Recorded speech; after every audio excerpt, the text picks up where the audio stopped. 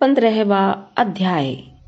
अर्जुन द्वारा भगवान श्री कृष्ण चंद्र के गोलोक पधारने का वृतांत कहना तथा राजा युधिष्ठिर द्वारा परीक्षित को राज सिंहासन देकर द्रौपदी एवं भाइयों सहित उत्तराखंड को प्रस्थान एवं शरीर त्यागना। सूत जी ने शौनकादि ऋषियों से कहा, हे ऋषियों, राजा युधिष्ठिर की बातों को सुनकर भी अर्जुन मुख से कुछ नहीं बोले। वे भगवान श्याम सुंदर के चरणार बिंदों का ध्यान करते हुए इतना रोए कि उन्हें हिचकियां आने लगी और वे कुछ नहीं कह सके। कुछ देर बीतने पर अर्जुन ने धैर्य धारण कर राजा युधिष्ठिर से इस प्रकार कहा, हे पृथ्वीपति, मैं यह किस तरह कहूँ कि भगवान श्याम सुंदर हम लोगों को छोड़कर सदैव के लिए अंतर्ध्यान हो गए हैं। मैं उन्हें अभी तक अपना ममेरा भाई ही समझता रहा। यदि हम लोग उन्हें पर ब्रह्म परमेश्वर जानकर कुछ सेवा कर पाते तो इस अपार भवसागर से पार उतर आते।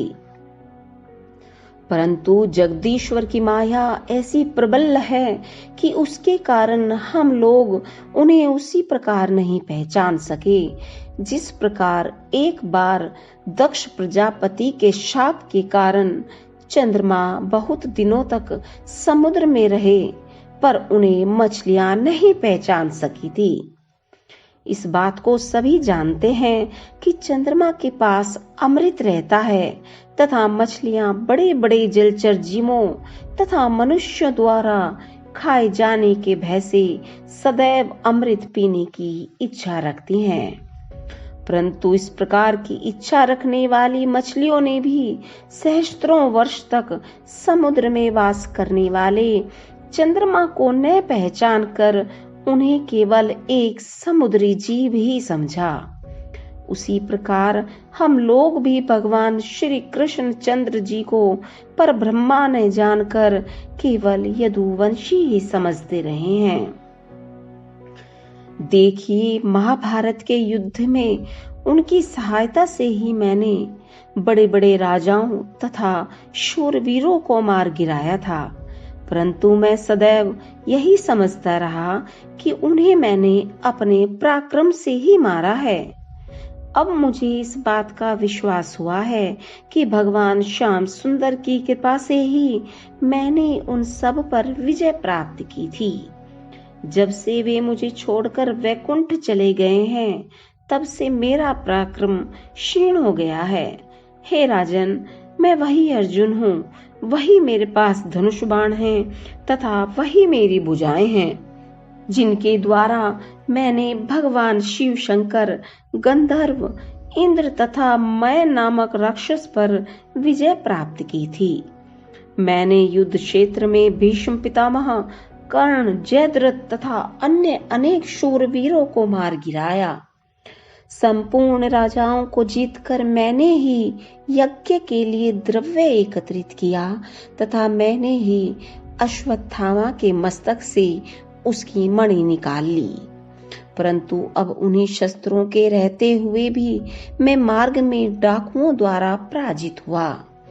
वे लोग उस संपूर्ण धन तथा स्त्री आदि को लूट कर ले गए जिन्हें मैं द्वारिका से अपने साथ लाया था।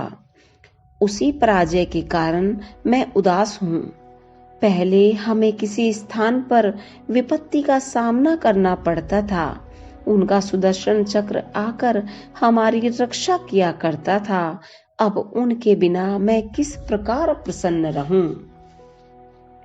हे राजन, महाभारत के युद्ध में जब कर्ण आदि वीरों ने मुझे मारना चाहा था उस समय भगवान श्याम सुंदर रथ हाँकते हाँकते मेरे सामने खड़े हो जाते थे तथा मुझे अपने पीछे कर सुरक्षित रखते थे। वे मुझे धैर्य बंधाते हुए कहा करते थे, हे अर्जुन, ये भीष्म, कर्ण आदि सब योद्धा मरे हुए हैं, अतः तू इनसे भयभीत मत हो। जिस प्रकार कोई किसी साधु महात्मा का अशुभ चाहे परंतु ईश्वर की कृपा से उनका कुछ नहीं बिगड़ता, उसी प्रकार भगवान श्याम सुंदर की दया से मेरे शरीर पर अस्त्र शस्त्र आदि का कोई घाव नहीं लगता था। वे मनमोहन अपनी दृष्टि द्वारा मेरे शत्रुओं का आयुर्बल क्षीण कर देते थे।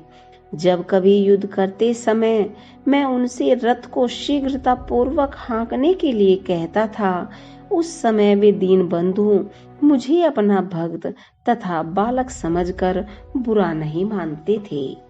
हे राजन, उन्हीं की कृपा के बल पर मैं बड़े बड़े प्रतापी तथा पराक्रमी राजाओं को नीचा दिखा मत्स्य वेद भेद कर द्रौपदी को लाया था। जिस समय कौरवों द्वारा भेजे गए दुर्वासा ऋषि ने आधी रात के समय वन में आकर हमसे भोजन मांगकर शाप देने की इच्छा प्रकट की थी, उस समय दीन बंधु श्री कृष्ण चंद्र ही हम लोगों को अपना भक्त जानकर उस स्थान पर आ पहुंचे तथा उन्होंने दुर्वासा ऋषि से शाप के स्थान पर आशीर्वाद दिलवाया था। इन बातों को याद कर करके मेरा हृदय शोक एवं चिंता से फट जाता है। जिस प्रकार किसी मुर्दे को वस्त्र एवं आभूषण पहनाकर बैठा दिया जाए, वही हाल भगवान मुरली मनोहर के चले जाने के उपरांत मेरा भी है। पृथ्वी वल्लभ मैं उनके साथ एक ही थाली में भोजन करता था तथा उन्हीं के साथ एक शैया पर सोता था। वे पर ब्रह्मा प्रभु होकर भी मेरा इतना सम्मान करते थे। अब उस प्रकार से कौन मेरी रक्षा करेगा, मुझे कौन उतना सम्मान देगा तथा हम किसके भरोसे पर अब उतना अभिमान कर सकेंगे। जिस समय श्री कृष्ण चंद्र जी महाभारत के उपरांत द्वारिकापुरी में पहुंचे, उस समय उन्होंने अपने मन में यह विचार किया कि मेरे कुल के यदुवंशी लोग अत्यंत बलवान हैं। मेरे चले जाने के पश्चात ये लोग संसारी जीवों को बहुत कष्ट देंगे, अतः अपने सामने ही इन सब का नाश भी करा देना चाहिए। ऐसा विचार कर उन्होंने अपने हाथों उनका संहार करना अधर्म समझकर दुर्वासा ऋषि द्वारा शाप दिलवा दिया। उस शाप के कारण 56 करोड़ यदुवंशी आपस में ही लड़कर मर गए हैं। हे धर्मराज, यह समाचार देते हुए मेरे शरीर से प्राण क्यों नहीं निकल जाते कि गोलोक जाते समय भगवान श्याम सुंदर ने दारुक सारथी द्वारा मुझे यह संदेश कहला भेजा था कि तुम द्वारिकापुरी की स्त्रियों, बालकों, वृद्धों तथा संपत्ति को हस्तिनापुर ले जाना तथा हमने तुम्हें जो गीता ज्ञान बतलाया है उसके अनुसार शरीर को मिथ्या तथा चैतन्य आत्मा को सत्य जानकर संसारी मोह माया से पृथक रहना। अतः हे पृथ्वीनाथ, अब जीने में कोई आनंद नहीं है। अब तो इसी में भलाई है कि हम लोग तपस्या में अपने शरीर को गला दें। अर्जुन फिर विलाप करने लगे।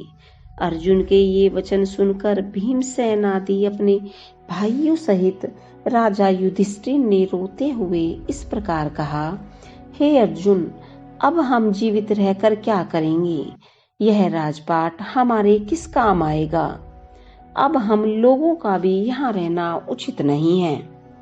परीक्षित को राजगद्दी देकर अब हम लोगों को भी बद्री केदार में चलकर अपना शरीर त्याग देना चाहिए। धर्मराज युधिष्ठिर की इस बात को सब भाइयों ने स्वीकार कर लिया। जब यह रुदन का शब्द महलों में पहुंचा तथा स्त्रियों को भगवान श्याम सुंदर के साकेत धाम पधारने का समाचार मिला, उस समय कुंती तथा द्रौपदी आदि ने ऐसा विलाप किया जिसका वर्णन नहीं किया जा सकता। कुंती ने उसी शोक में व्याकुल होकर भगवान श्याम सुंदर के चरण कमलों का ध्यान धरकर अपना शरीर त्याग दिया। तत्पश्चात राजा युधिष्ठिर ने पुरोहितों को बुलाकर अपने पौत्र परीक्षित को हस्तिनापुर के राज सिंहासन पर बैठाया। वज्रनाभ नामक बालक को, जो भगवान श्याम सुंदर के वंश में जीवित बच गया था, धर्मराज ने मथुरा का राज्य प्रदान किया। तत्पश्चात युधिष्ठिर, अर्जुन, भीम, नकुल, सहदेव तथा द्रौपदी ने अपने वस्त्र उतारकर एक एक कौपीन तथा चादर पहन ली और राजमहल से बाहर निकल आए। उस समय जो भी ब्राह्मण तथा याचक उनके सम्मुख आए, उन्हें मुंह मांगा द्रव्य दान में देकर सब के सब उत्तराखंड को चल दिए। भगवान श्री कृष्ण चंद्र जी ने गीता में अर्जुन को जो ज्ञान दिया था, उसी की परस्पर चर्चा करते हुए वे कुछ दिनों तक वन में रहकर भगवान श्री हरि चरणों का ध्यान धर द्रौपदी सहित पांचों भाइयों ने अपना शरीर गला दिया। उधर विदुर जी ने भी प्रभास क्षेत्र में जाकर अपना शरीर त्याग दिया।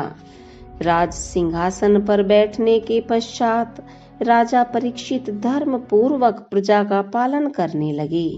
उन्होंने अपने न्याय द्वारा संपूर्ण प्रजा को प्रसन्न रखा तथा 3 बार अश्वमेघ यज्ञ करके कलयुग को दंड दिया। राजा परीक्षित ने अपना विवाह राजा विराट की पौत्री से किया। वे दान तथा धर्म कार्यों में इतना धन व्यय करते थे कि एक बार यज्ञ करते समय उनका सारा ही धन समाप्त हो गया था। उस समय भगवान श्याम सुंदर का स्मरण करने से उन्हें बहुत से धन की प्राप्ति हो गई थी, जिससे उनका यज्ञ भली भांति संपन्न हुआ। इसी प्रकार तीसरा अश्वमेघ यज्ञ करते समय जब राजा युधिष्ठिर को धन की आवश्यकता पड़ी थी, श्री श्याम सुंदर ने राजा युधिष्ठिर को यह बताया था कि हे राजन, पिछले युग में राजा मरुत ने ऐसा यज्ञ किया था कि उसके यहाँ ब्राह्मणों को प्रतिदिन स्वर्ण निर्मित नवीन थाली, लोटा तथा चौकी पर भोजन कराया जाता था। उन झूठे बर्तनों को प्रतिदिन नगर की उत्तर दिशा के एक गड्ढे में फिकवा दिया जाता था। उस यज्ञ के संपन्न होने के उपरांत जितने सोने के बर्तन बच गए थे, वे अभी तक उस नगर की दक्षिण दिशा में गड़े हुए हैं। अतः तुम उन बर्तनों को निकलवाकर अपना यज्ञ संपन्न करो। युधिष्ठिर ने उन्हीं बर्तनों को मंगवाकर अपना यज्ञ समाप्त किया था। इस प्रकार वे भक्त भयहारी वसुदेव नंदन भक्तों की सभी इच्छाओं को पूर्ण करते हैं। इतनी कथा सुनकर शौनकादि ऋषियों ने पूछा, हे सूत जी, राजा परीक्षित ने कलयुग को किस लिए दंड दिया? वह कथा हमें सुनाने की कृपा करें। सूत जी बोले, हे ऋषियों, जब राजा परीक्षित 7 द्वीपों के राजाओं को जीतकर अपने अधीन कर चुके, तब उन्होंने अपने मन में यह विचार किया कि महाराज युधिष्ठिर के राज्यकाल तक तो द्वापर युग था, परंतु अब कलयुग आया है। अतः हम अपने राज्य में कलयुग को नहीं रहने देंगे। ऐसा विचार कर राजा परीक्षित दिग्विजय करने के लिए निकल पड़े।